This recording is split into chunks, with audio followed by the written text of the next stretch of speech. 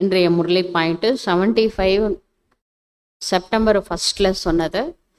कमल पुष्प के समान रहना, संपर्क में आते हुए भी न्यारे रहना, यही समानता है. தாமரை மலருக்கு சமமாக இருக்க வேண்டும். உங்கள் கனெக்ஷனில் யார் வந்தாலும் நீங்கள் எப்படி இருக்கணும்? நியாரா பியாரா. இன்னைக்கு சொன்னார்ல, ஆத்மார்த்தமான அன்பு. தேகத்தோட அன்பு வேற, ஆத்மார்த்தமான அன்பு வேற. தேகத்திலேருந்து விடுபட்டு ஆத்மார்த்தமான அன்பு செய்யுங்க. ஸ்வமான் மே கமல் புஷ்ப சமான் ஆத்மாகும். நான் தாமரை மலருக்கு சமமான ஆத்மா ஆவேன். धारणा, आज जब भी समस्याएं आती हैं तो मैं रुक जाता हूँ, शांत हो जाता हूँ.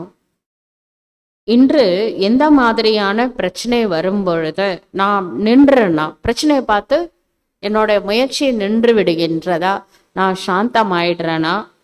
और आगे कोई कदम उठाने से पहले अपनी आत्मा की शक्तिशाली स्थिति के साथ एक बार फिर सही ढंग से समाधान करता हूँ. அடுத்த ஸ்டெப்பு நான் எடுத்து வைக்கிறதுக்கு முன்பாக நல்ல பவர்ஃபுல்லாக இருந்து சக்திசாலியான ஸ்திதியின் மூலமாக என்னோட அடுத்த ஸ்டெப்பு இருக்கணும். பிரச்சனை, ஒவ்வொரு பிரச்சனைகளுக்கும் சொல்யூஷன் இருக்கு. அப்போ நான் பவர்ஃபுல்லாக இருந்து அடுத்த ஸ்டெப்பு சொல்யூஷனோட எடுத்து வைக்கணும். योग अभ्यास में बहती हुई जलधारा में कमल के फूल पर बैठा हूँ. ஒரு அழகான அருவி கொட்டிக்கிட்டே இருக்கு. தண்ணி மேலே இருந்து, மலையிலேருந்து தண்ணி அப்படியே ஓடிக்கிட்டே இருக்கு. அதில் ஒரு அழகான பெரிய தாமரை மலர் இருக்கு. அந்த தாமரை மலரில் நான் உட்காந்துட்டு இருக்கேன்.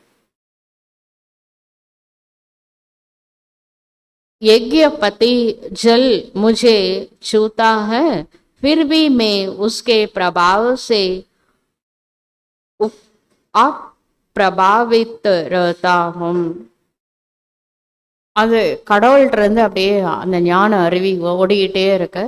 நான் இந்த உலகிய விஷயங்கள்லேருந்து விடுபட்டு நான் எப்படி இருக்கேன், எல்லா அதாவது வெளி உலகத்தோட பிரபாவத்திலிருந்து விடுபட்டு நான் தாமரை மலரில் அமைதியாக உட்காந்து தபஸ் பண்ணிகிட்டு இருக்கேன்.